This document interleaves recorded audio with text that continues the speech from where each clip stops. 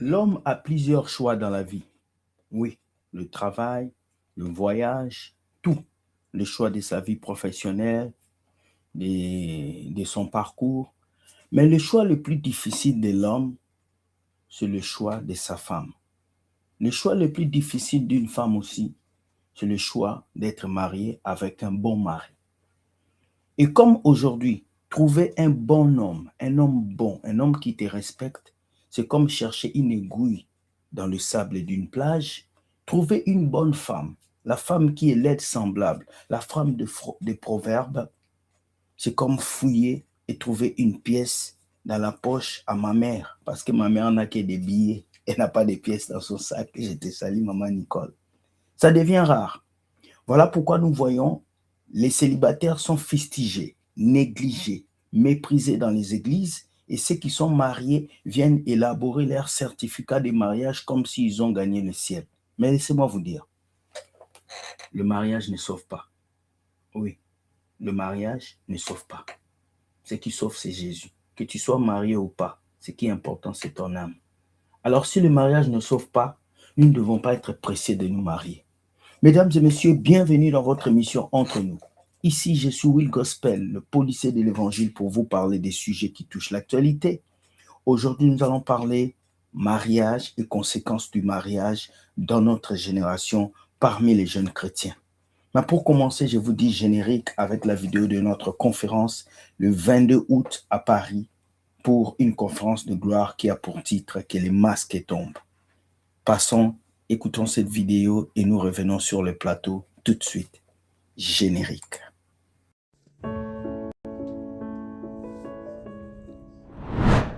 Oui, à Paris, 19 rue de Sol, 93 800, Épinay-sur-Seine. Pour la première fois, With Gospel Ministry TV se présente à Paris pour la conférence Zoe Impact 2026. Venez nombreux, car nous allons partager l'expérience en Jésus-Christ. Entrée gratuite et libre pour tout le monde. Zoe Impact 2026. Venez nombreux, car nous allons partager des expériences et le témoignage de ce que Dieu peut faire dans la vie de plusieurs. Que le masque tombe pour la gloire de Dieu. Bonne journée. Bonjour. Je sais que tu attends les vidéos, mais nous ne voulons pas de retard pendant cette conférence. Le 22 août, dans plus précisément 3 semaines, notre conférence aura lieu au 19 rue des Sols, au 93 800 Épinay-sur-Seine. Venez nombreux, nous allons partager des moments exceptionnels. Ça va être terrible et nous allons passer du temps ensemble.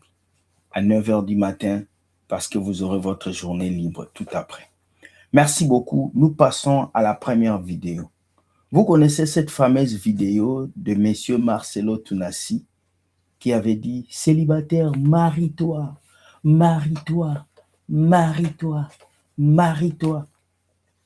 Lorsqu'un pasteur vient pousser les gens à se marier sans pour autant enquêter sur leurs finances, leur maturité spirituelle et leur manière de vivre, ce pasteur pousse des jeunes garçons et des jeunes filles dans le tourment et dans la souffrance. Avant que tu te maries, il faut que tu réunis beaucoup de choses. Et si tu ne réunis pas ces choses, il sera difficile pour toi de gérer le mariage. Pourquoi? Parce qu'au temps de nos parents, le mariage était facile. On ne posait pas la question, tu fais quoi dans la vie? Tu es le fils de qui? Tu gagnes combien? Nos parents sont partis à épouser nos mamans en vélo, certains à pied, certains en marchant. On ne les a jamais jugés, ni pour leur apparence, ni pour leur compte bancaire. Aujourd'hui, le mariage est devenu un business. Quand tu vas épouser la fille d'autrui, le père de cette fille doit savoir si son enfant va vivre avec un riche ou un pauvre, avec quelqu'un qui pourra payer les factures ou pas. On te demande ton emploi. Souvent même, on te demande ton diplôme. Ce que tu as fait dans la vie. Est-ce que c'est mauvais? Non, c'est juste une histoire de génération. Et moi, je soutiens cela. Aucun père ne vous a donné sa fille en mariage à un chômeur ou à un parvenu qui ne fout rien de sa vie. Alors, les hommes d'aujourd'hui doivent bosser dur, travailler très dur et prendre le moment qu'il faut pour épouser la femme qu'ils veulent. C'est très important. Le mariage, ce n'est pas seulement je t'aime. Le mariage, c'est la réflexion, c'est la maturité, c'est aussi prendre du bon temps pour mieux préparer son avenir. Un pasteur ne peut pas t'épouser à te marier par foi. Non, on ne se marie pas par la foi. On se marie par le choix et par responsabilité. Sinon, on va regretter. Voilà. Regardons la première vidéo.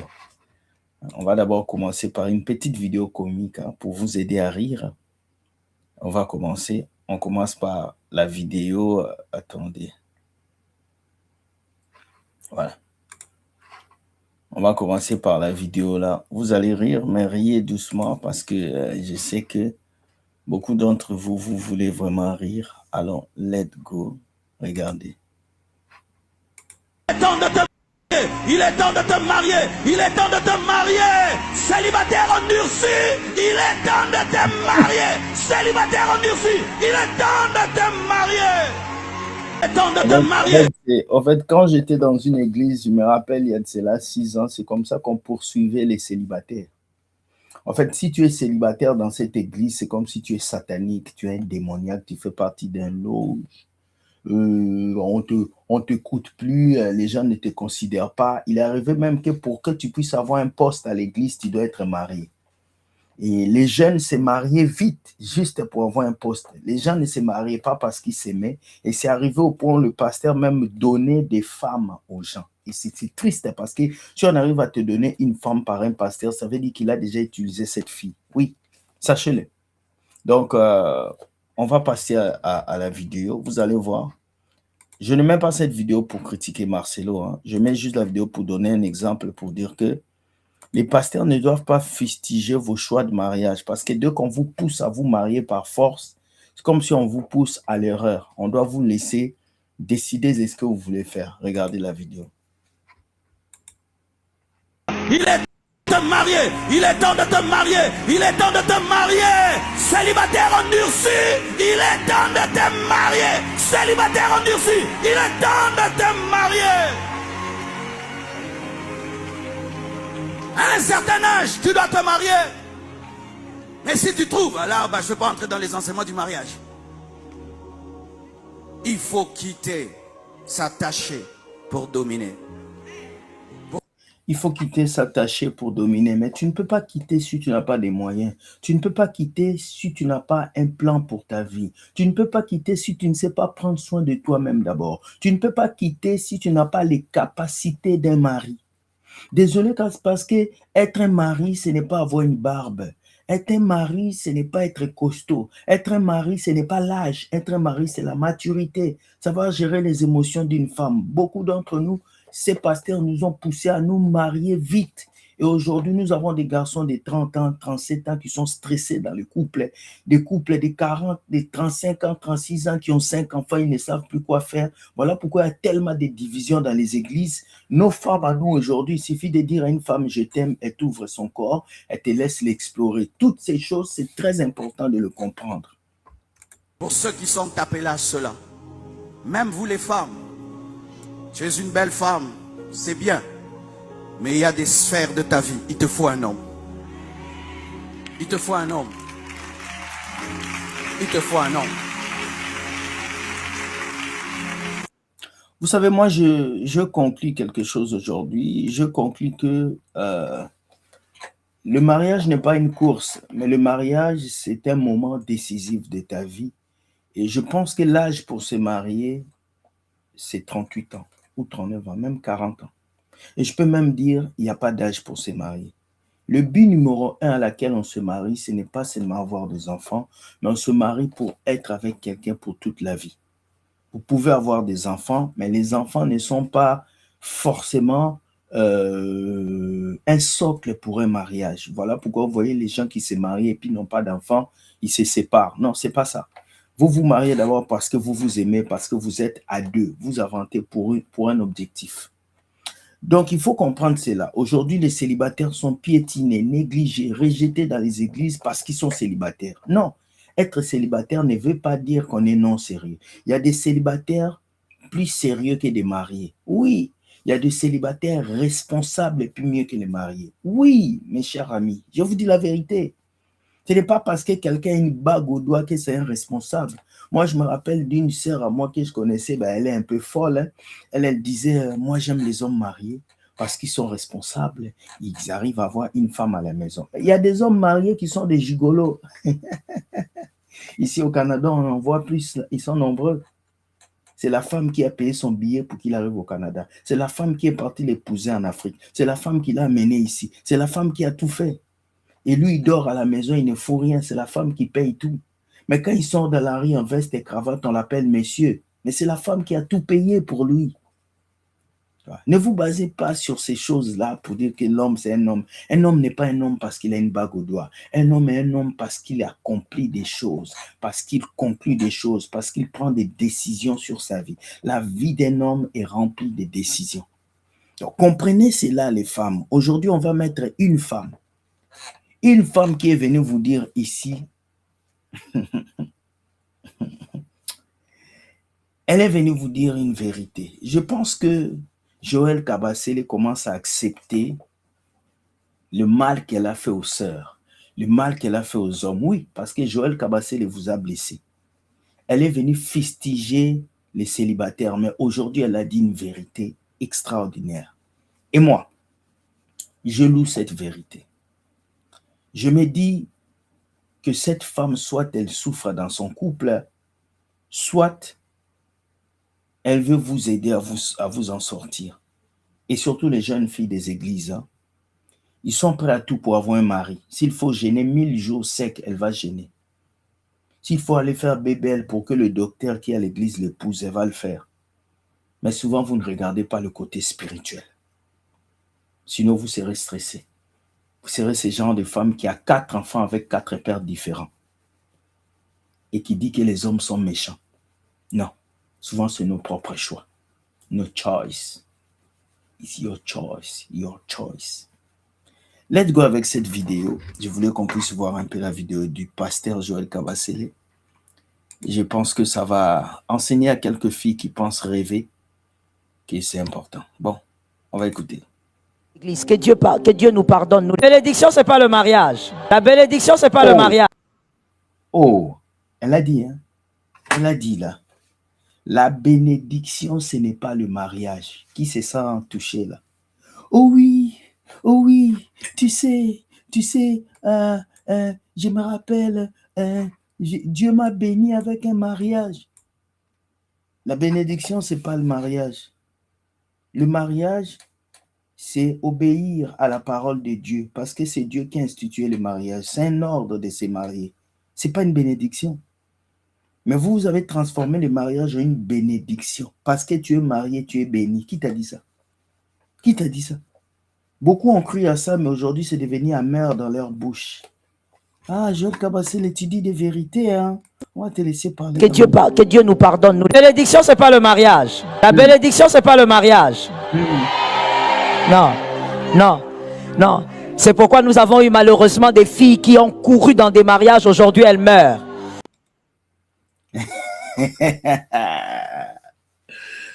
Ces choses-là, je vous ai dit ça ici. Vous m'avez insulté. Comment tu peux dire que la bénédiction n'est pas le mariage? Elle parle. C'est Joël Kabasele qui parle. C'est votre amie, la pastoresse que vous aimez. Elle vous a dit la bénédiction n'est pas le mariage. Beaucoup de filles de 37 ans, 36 ans vont dans le couple et puis on les déjà. Parce qu'elle avait cru qu'elle était bénie. Tu n'es pas béni parce que tu es marié. Les païens sont mariés. Les gens qui ne connaissent pas Dieu se marient. C'est une bénédiction. Dites-le moi. On avance. Aujourd'hui, elles souffrent parce qu'on leur a répété dans les églises que Dieu nous pardonne, nous les hommes de Dieu. Que Dieu nous pardonne, nous les hommes de Dieu. C'est ça. Que Dieu vous pardonne, vous les hommes de Dieu. Mariage, marie-toi. Jusqu'au point où les filles sont capables de tout faire pour se marier. Regardez les sœurs en Christ là. Elles courent derrière le mariage. Comme si le mariage était plus important que l'éternité. Comme si le mariage était plus important que le ciel. Non, le mariage ne vous sauve pas.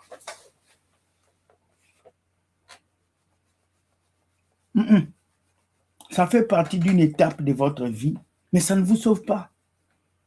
L'importance que vous mettez dans le mariage, là, mettez ça dans vos études. Mettez ça dans vos vies, mettez ça dans la crainte de Dieu. Dieu merci qu'elle a reconnu que beaucoup de serviteurs de Dieu ont induit les jeunes en erreur. Vous voyez un jeune qui a 20 ans, une jeune fille qui a 19 ans, il se marie. Pour aller où? À partir de 30 ans, vous avez 4, 5 enfants, vous êtes stressé, vous avez vieilli, vous n'avez plus de joie, vous êtes détruit. Vous n'avez même plus le goût de la vie. Non. Non. C'est triste, hein? Mettons ça un peu. Nous avons prêché des choses qui ont détruit les familles.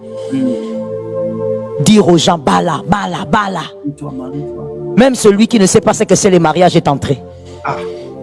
Et les problèmes sont arrivés là-bas. Nous avons dit aux gens, l'élévation, frère, que Dieu nous pardonne. Il faut dire des choses essentielles. Vous avez compris. Vous avez compris. J'ai même rencontré un pasteur qui disait qu'il est expert en mariage. Ah, mon Dieu, c'est pire dans les églises. Tu veux une sœur en Christ, dis-lui seulement tu veux l'épouser. Oh, c'est sûr. Elle va t'écarter son corps, tu vas la prendre. C'est triste. Vous devez comprendre cela. On ne court pas derrière le mariage quand on est une femme. C'est le mariage qui vient à toi. Ève n'a pas couru pour chercher Adam. C'est Adam qui l'a regardé et qui l'a aimé. Mais les sœurs en Christ d'aujourd'hui courent derrière des maris, courent derrière le mariage. Non, on vous a menti. Vous devez vous réveiller de ce superflu et revenir à la vraie parole et à la vérité. Je sais que c'est dur ce que je vous explique parce que depuis des années, vous vous êtes fustigés, vous avez mis ça dans vos têtes. Mais la bénédiction, ce n'est pas le mariage. Je suis désolé. Ok? Nous allons passer à une autre vidéo de Madame Kabasele. Hein? On va d'abord recommencer cette vidéo à zéro. Ce n'est pas le mariage. Que Dieu nous pardonne. La bénédiction, ce n'est pas le mariage. La bénédiction, ce n'est pas le mariage. Non, non, non. C'est pourquoi nous avons eu malheureusement des filles qui ont couru dans des mariages. Aujourd'hui, elles meurent. Aujourd'hui, elles souffrent. Parce qu'on leur a répété dans les églises que Dieu nous pardonne, nous les hommes de Dieu. Voilà. Que Dieu nous pardonne, nous les hommes de Dieu. Nous avons prêché des choses qui ont détruit les familles. Dire aux gens, bala, bala, bala. Même celui qui ne sait pas ce que c'est le mariage est entré. Et les problèmes sont arrivés là-bas. Nous avons dit aux gens, l'élévation, frère, que Dieu nous pardonne. Il faut dire des choses essentielles. Voilà. On va écouter l'autre vidéo et puis on va clore. Allez, let's go. Quand on dit à un jeune de 20 ans, de 30 ans, que écoute, tu as vieilli, tu dois te marier, vous êtes en train de parler de quoi? Vous poussez les gens à l'intérieur alors que quand ils souffrent là-bas, vous n'êtes pas là. Ah. Donc Joël Kabasele sait que quand le couple souffre, le pasteur n'est pas là. Quand le couple souffre, le diacre n'est pas là. Oui, ils vont vous pousser à vous marier. Les pasteurs de vos églises, les prophètes, ils vont vous pousser, ils vont vous dire que le mariage est sucré, le mariage est doux, sans pour autant vous aider. Quand vous aurez des problèmes dans vos couples, ils ne seront pas là pour vous aider. Au contraire, ils vont se moquer de vous. Ils vont dire que c'est vos familles, c'est les limitations, mais ils étaient prêts à dire que toi, tu es la femme de lui là, toi, tu es la femme de lui là. Combien de couples chrétiens sont abandonnés aujourd'hui dans les problèmes de couple? Combien de couples chrétiens aujourd'hui, on ne les aide pas, divorcés, séparés? Des filles chrétiennes qui ont 5 enfants avec 5 papas différents. 6 garçons avec 6 papas différents. Des filles qui sont stressées, des hommes qui sont stressés dans le mariage. Ils sont combien aujourd'hui? Des nombreux, des milliers. Ils sont beaucoup, ils sont nombreux. Pourtant, c'est le pasteur qui t'avait prophétisé que tu dois te marier. C'est le prophète là qui était venu dans ton église qui t'a dit que ton mari, c'est Jean-Philippe. Alors que Jean-Philippe, c'était un bandit, un faux gars. Mais toi, tu t'es fié à la parole du pasteur et Jean-Philippe t'a engrossé, il a fui. C'est la faute de qui? De tes parents. C'est ta famille. Mais non, c'est ton pasteur qui t'a mis dans ce problème. Et il a dit, hein, quand tu dis à un jeune garçon, tu as vieilli, Quand tu dis à une fille, tu as vieilli, tu dois te marier, tu te bases sur quoi? Le mariage, c'est une décision personnelle. C'est la vie d'une personne. Parce que quand je vais souffrir, tu ne seras pas là. Arrêtez d'écouter vos pasteurs. Là. Séminaires sur le mariage, soirées sur le mariage. Non, c'est un choix. Tu te maries parce que tu sens que tu peux, pas parce qu'on te pousse à le faire. On avance.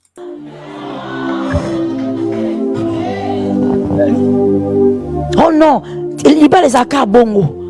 Fanda kaka. Comment tu sais que ce que toi tu as vécu, c'est ce que moi je vis? Comment tu sais? Ainsi, vous avez maintenant des garçons à l'âge de 28 ans, 32 ans. Il est dépressif. Des garçons à l'âge de 28 ans, 32 ans, il est dépressif. Je le vois. Moi, j'ai des amis autour de moi que je vois. J'ai un ami qui a 4 enfants. Il n'a que 28 ans. Le mec, il fait ça, même. Il souffre. Il souffre. Il doit aller au boulot, déposer les enfants, prendre soin des madames, faire ça. Pourquoi? Parce qu'il n'a pas pris son temps. Et quand tu as fait que tu t'es marié, tu as des enfants dans un pays étranger où tes parents ne sont pas là, tu es tout seul. Ah, tu payes le prix, hein, parce que tu te multiplies à 4. Et le pasteur n'est pas là hein, pour payer le couche des enfants. Le pasteur n'est pas là hein, pour arranger ta maison. Le pasteur n'est pas là pour balayer ta chambre. Il n'est pas là. Hein. Vous qui pensez que quand vous allez vous marier, maman pasteur viendra laver vos assiettes. Zéro. Hein. Zéro. Prenez votre temps. Hein. Réfléchissez. Hein. Investissez sur vous d'abord. Hein. Ce n'est pas une course. Ce n'est pas le marathon. Et aujourd'hui, c'est multiplié dans les églises. Tout le monde veut se marier. Hein. Tout le monde veut porter une robe blanche. Tout le monde veut son smoking. Mais est-ce que tu es prêt financièrement? Est-ce que tu es prêt spirituellement? Est-ce que tu es prêt émotionnellement? Est-ce que tu es mature? Parce que le mariage, ce n'est pas seulement les bisous. Le mariage, c'est les factures. C'est le loyer. C'est les sorties. C'est les voyages. C'est les restaurants. Tu dois dépenser. Des fois, tu sors comme ça, $500 doit tomber. Toi, tu es un gars, tu n'as même pas d'épargne. Comment tu vas miser? Réfléchissez. Je me marie par la foi. Continue. Continue. On avance. Dépressif, sérieusement. Tu le regardes là comme ça, les yeux sont dans le vide. Même quand on prie, toi tu crois qu'il est concentré dans la prière. Non, dépression. Traumatisé par la femme qu'il a introduite là. Vous devez savoir que la plupart des femmes, surtout les sœurs des églises, c'est pas que je suis misogyne, n'ont pas la bonne notion du mariage. Oui. Beaucoup de nos sœurs dans les églises ont une mauvaise notion du mariage. Ce n'est pas votre faute. C'est la faute des pasteurs et des mamans pasteurs. Tu vois, ces gens-là ne vous ont pas appris à être des femmes, des êtres semblables. La maman pasteur vous a appris à être des personnes qui viennent récupérer quelque chose dans le mariage. On ne vient pas dans un mariage pour bénéficier de quelque chose. On vient dans un mariage pour donner ce que l'on a, pour le futur. Si tu viens dans un couple pour bénéficier de quelque chose seulement, tu as échoué. Tu as échoué. Aujourd'hui, le mariage est basé sur l'argent du mari, sur la voiture qu'il conduit, sur la beauté, sur la taille. Il est lancé, il est court. Non, ce n'est pas ça le mariage. Le mariage, c'est ce que moi j'apporte. C'est ce que toi tu apportes qui fait quelque chose pour qu'on avance. Qu'est-ce que tu apportes? À part ton corps, on peut l'avoir dehors. Apporte-nous des idées, des pensées. Allez voir dans le livre des Proverbes, la femme qui était la femme qui prenait soin de son foyer. Cette femme avait des entreprises. C'est une femme travaillait, la femme de Proverbe 32 ou quoi. Elle travaillait, elle investissait, elle soutenait son mari. Combien de femmes aujourd'hui soutiennent leur mari? Combien de femmes aujourd'hui prennent leur argent pour investir dans le travail de leur mari? Il y a des couples aujourd'hui, le mari fait tout. La femme dit, mon argent, c'est mon argent. Ton argent, c'est notre argent. Mais vous êtes une seule chair.